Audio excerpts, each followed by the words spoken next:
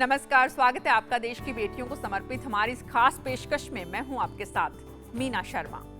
अरुणाचल प्रदेश भारत के पूर्वोत्तर का एक ऐसा राज्य है जहां से सूरज की किरणें हमारे जीवन में चेतना भरती है। हिमालय की पर्वतमालाएं, वन्य जीव संपदा और समृद्ध सांस्कृतिक इतिहास इस राज्य को दूसरों से अलग खड़ा करता है।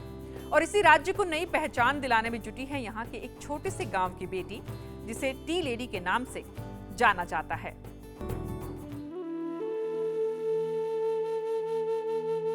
अरुणाचल प्रदेश के लोहित जिले का एक छोटा सा कस्बा है वाक्रो।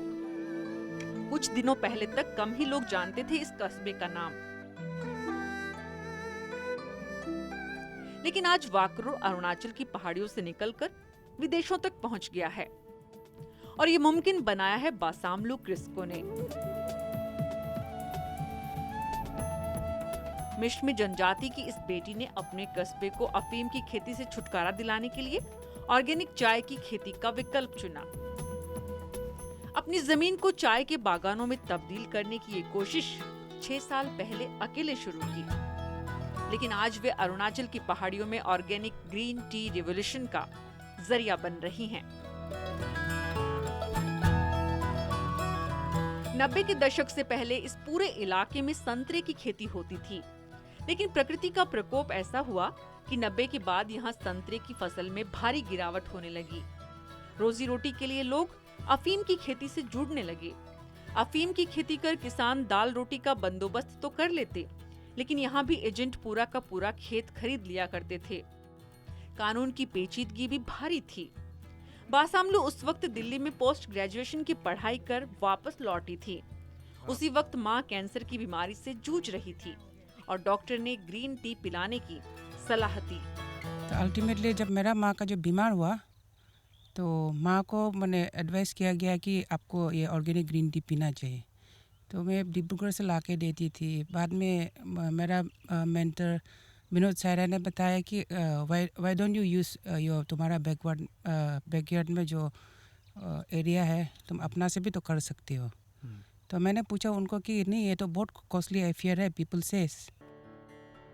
बासामलू ने आसाम के व्यापारियों से जानकारी जुटाकर अपने कस्बे में ग्रीन टी का सपना देखा और वे ऑर्गेनिक चाय की खेती में जुट गई। इस रास्ते पर अकेले चलने की बजाय कस्बे के दूसरे लोगों को भी साथ लिया। अगर आप भी शुरू कर देते, आपका भी कुछ जमीन है यहाँ में ऐसे पड़ा हुआ, आप भी चालू करिए, so that we can have a role model out here. People will think कि हाँ ये हम लोग कर सकते हैं, छोटा मोटा आदमी भी, जैसे गवर्नमेंट ऑफिसर भी कर सकता है, तो वो क्यों नहीं कर सकते। बासामलू ने एक कोऑपरेटिव सोसाइटी की बुनियाद रखी।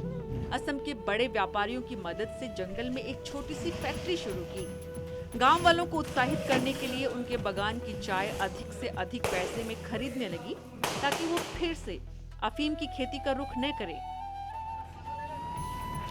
इरादे नेक थे तो नतीजे भी सामने आए। अब उनकी टी फैक्ट्री में 3000 मैट्रिक टन ऑर्गेनिक चाय का उत्पादन हो रहा है। उनके बगान में किसी तरह के रसायन का इस्तेमाल नहीं होता है। अपनी माँ के लिए 2 कप ग्रीन टी का बंदोबस्त करने के लिए चली बासामलू अब कनाडा, ऑस्ट्रेलिया और जापान में चाय निर्यात कर रही हैं। तो सरकार से ठोस योजना की अपील भी कर रही हैं, ताकि लोहित, दिबांग, तिराप और चापलांग जिलों को अफीम की खेती से बचाया जा सके। अरुणाचल प्रदेश की ये बेटी देश का स्वाभिमान है, हमें इन पर अभिमान है। अरुणाचल प्रदेश की बासामलू क्रिस्को ने न सिर्फ अपने गांव की तस्वीर बदली, बल्कि पूरी दुनिया में उसे एक अलग पहचान भी दिलाई। इस बेटी के सपने और उसे पूरा करने के हौसले की बदौलत ही आज हजारों परिवारों की आजीविका चल रही है। कल आपको मिलवाएंगे महाराष्ट्र की उस बेटी से जिसने अपनी हिम्मत और हौसले की बदौलत झुग्गी झोपड़ी से तय कर डाला 3000 करोड़ की कंपनी की मालिक बनने तक का सफर। कैसे, जानना चाहते हैं तो जरूर देखिएगा अब के बरस मोहे बिटिया ही दीजिए।